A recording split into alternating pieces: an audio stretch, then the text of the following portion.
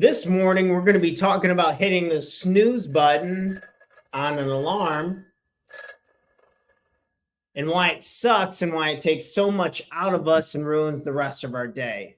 If you hit the snooze button, check the morning show. Enjoy the show. Financially free and enjoy more of what the world has to offer in this action one, because this is where most human beings screw the pooch. So a little one-person trampoline, very I screen shared it. Like, there's no excuse. Like, phone numbers are just out there. You just got to pick up the phone, smile, and dial. So. Good morning, and welcome back to another episode of the Talk Chair Morning Show, where we go over tips, tricks, ideas, and exercises that will make you the absolute best entrepreneur you can be, not only for yourself, but for the people you love and care about most. And this morning, we're talking about the snooze button. I have this older kind of alarm clock that's kind of cool. We just use it as a decoration at this point. So, but either way, we're talking about hitting the snooze button. You smash the snooze button, you want 10 more minutes. I just need 15 more minutes. And that turns into 20 more minutes. And I've done this before numerous times. Then I've compared the days when I've done this compared to the days that I haven't. And these are my key takeaways. So hopefully they can be helpful to you and your endeavors to build confidence on how this stuff is pretty much garbage and how it's a lot better to just get up, take control of the day, and do the things that we really want and enjoy so we don't feel so rushed. Okay, I'm going to go through first 5 reasons why I believe hitting the snooze button just flat out sucks. We're going to go through those. And then additionally, I'm just going to give us more reasons, good reasons, ones that hopefully will get us excited about getting up earlier in the day and getting going with it. So, okay, without further ado, number 1, interrupted sleep. So let's go ahead and let's write these on the board. I feel like interacting a little bit this morning. So good morning, good morning. So snooze button, snooze button sucked. So number 1, I would say interrupted sleep. Just having interrupted sleep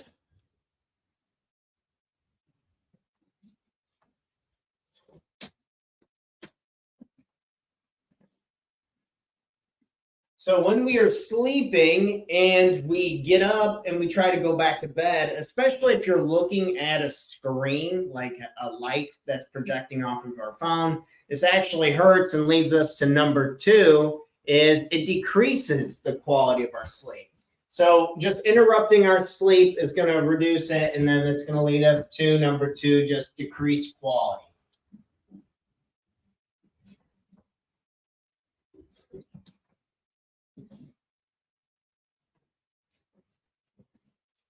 The point that we're trying to drive home here is when we want to get up, we set a time and we get up at that time. That's really what we're trying to drive home here.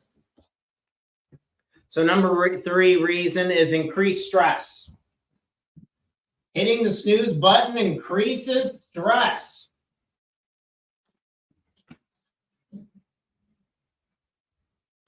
Because when we feel like we're in a rush, this happens to me all the time, is I'll be wanting to get up at this time. I hit the snooze button like 3 or 4 times, and then like an hour rolls through. I'm like, holy crap, I'm late. I need to be doing this over here. Oh, wait, no, I forgot to do this over here. And I'm not enjoying anything. I'm actually just in a rush the entire time. I'm pissed off. I'm frustrated. This is going wrong. Someone texts me one thing about what I got going on with my businesses today, one little tiny detail, and I'm like, oh, geez, of course, classic.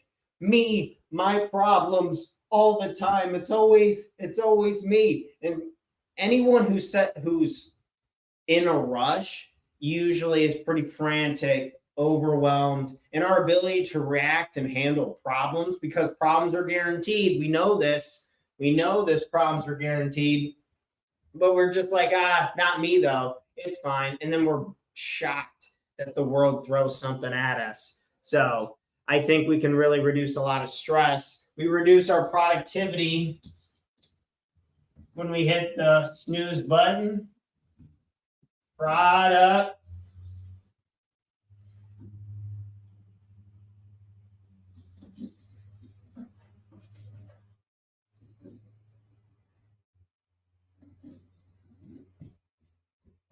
Sorry, this thing gets, the chalk is really hard to write when it gets really small. I need another piece. Okay. Reduced productivity comes in at number 4. Number 4 reason why hitting the snooze button sucks. And then we have, last but not least, dependency on an alarm. So I'm just going to write alarm. So just waking up, coming out of our sleep to some really sharp sounding alarm or just some external noise and not naturally waking up in general, I think that hurts our ability to sleep. That comes back to number 2 at decreased quality. But just another reason why it sucks, because we become dependent on it. And I have a tip just for that, how you can wake up in the mornings and not even need an alarm, it turns out, but we have to follow a very specific step. So how do I not be dependent on an alarm? So that's going to be under our first reasons for more reasons to just get up. So we're trying to encourage this morning, this week, as you're going through your mornings, you're getting up in the mornings, I highly encourage you to just get up. Just get up, no snoozers. We pick the time that we want to get up the night before, and we just do it. Okay, how do we do this? So the 14-day challenge, this is when you don't need an alarm anymore. If you can do this challenge, and I do this with my coaching clients, I call people literally in the mornings. I'm like, are you up? What are you doing? It's very high level accountability in one of the services I offer. But this is just a free secret that I do, that I really help people to become more productive and accountable, is 14 days straight. And yes, this includes Saturdays. This includes Sundays, on just going to bed at the same time and getting up at the same time. And someone's like, well, I can't do that on a Saturday. I can't go to bed at 10 o'clock on a Saturday and get up at 6 a.m. on a Sunday. And you just don't want to. And I'm not saying you have to do this for life, but I'm saying if you want to make some big things happen in your life, there's going to be a time where we're going to need to sprint a little bit. Sprinting is a good workout. And I believe just doing this once every couple times a year is life-changing. And if you do this for 14 days straight, I guarantee you will not need an alarm.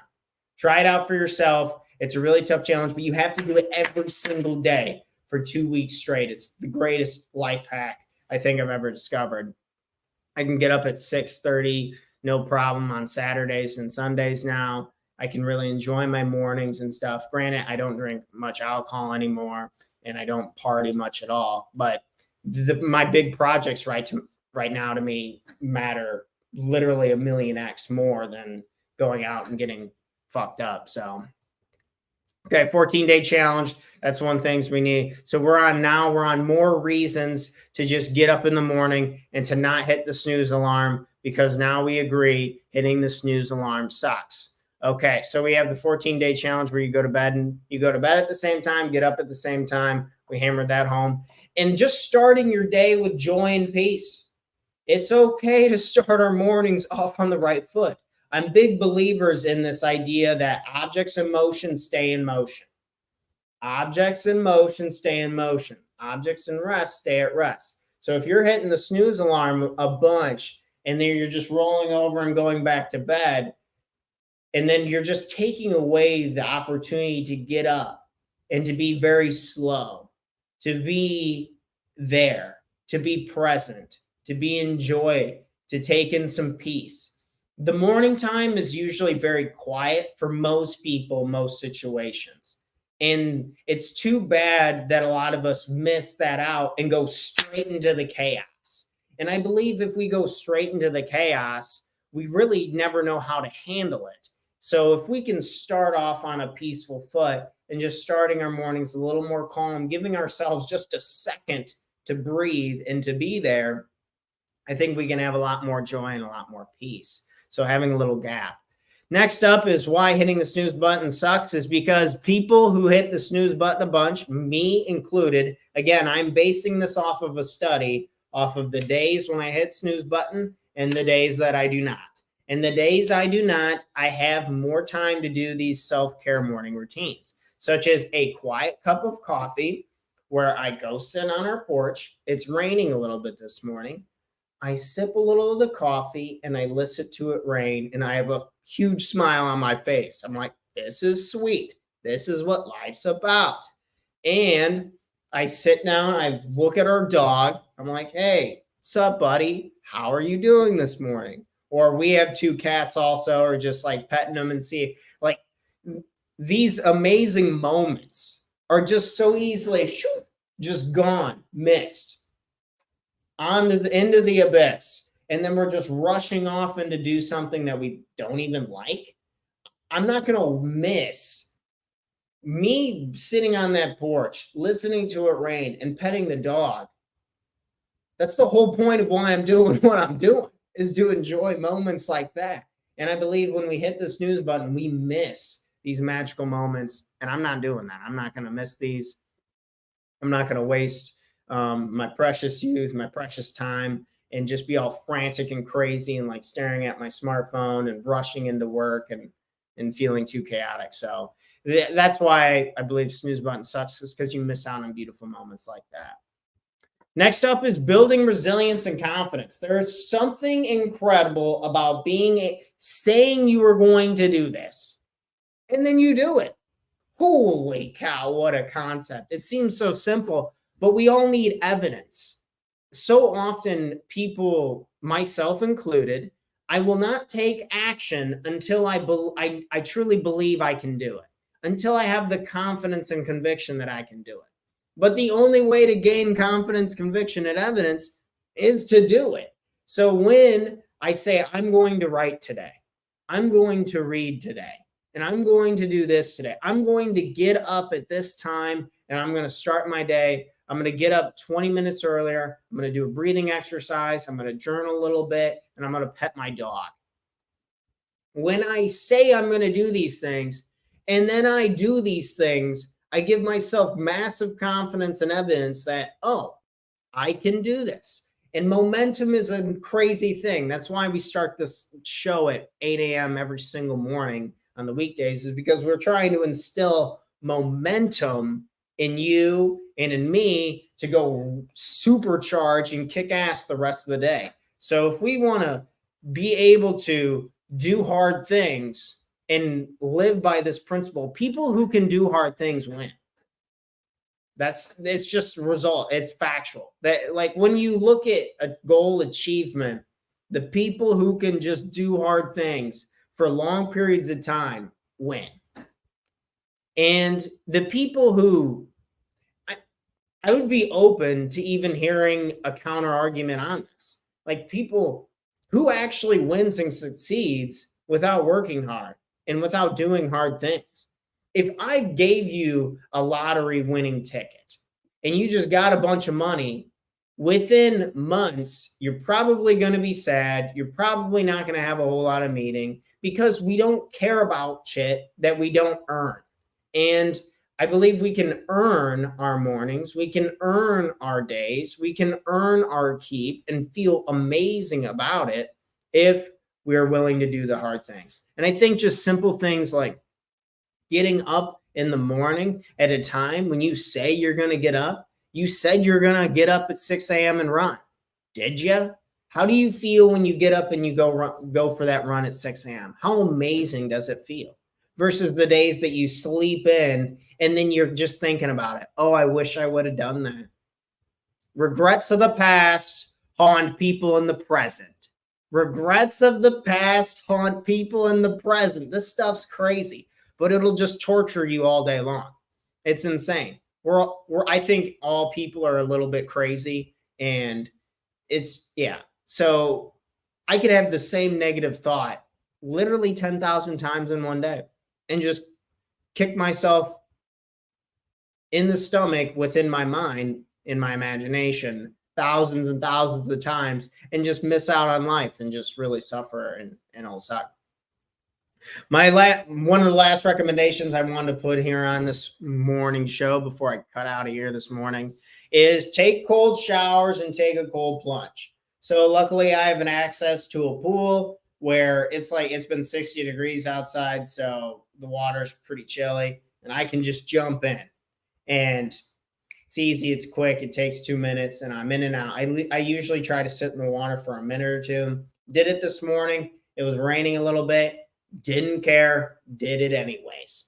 So because we're big believers in people who do hard things win, and doing hard things like taking a cold shower. So if you don't have the luxury of jumping in a pool that's cold or have an ice bath or something, just go take a cold shower. Be the first thing to do in the morning. And no, don't start with it hot, just cold. Get it. And I promise you, it will just build this resilience and confidence and release a ton of dopamine. And there's so many other things within cold water exposure, especially in the morning time. Like in the morning time, big believer in starting with that cold water exposure and then waiting at least 90 minutes of being awake before I have my cup of coffee. And I like to have my cup of coffee before I come on to here. So I need to be up at a good time to do these rituals, to go get in the cold shower, to give myself plenty of time before that 90-minute mark to where I can join my cup of coffee and then type the show notes and come on and talk to you guys. So big believers in taking cold showers and the cold plunge. But those were more reasons of why you should just get up. Quit hitting the snooze alarm. I don't even know how this thing works, if I'm being totally honest.